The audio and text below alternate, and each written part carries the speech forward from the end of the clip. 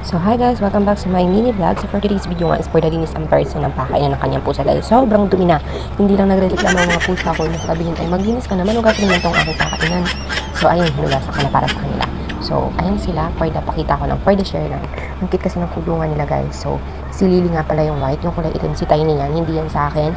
Yan ay dun sa isang kasamahan. Wala lang si Lucas eh, dahil nagagala. So ayan, for the time lapse muna ang person.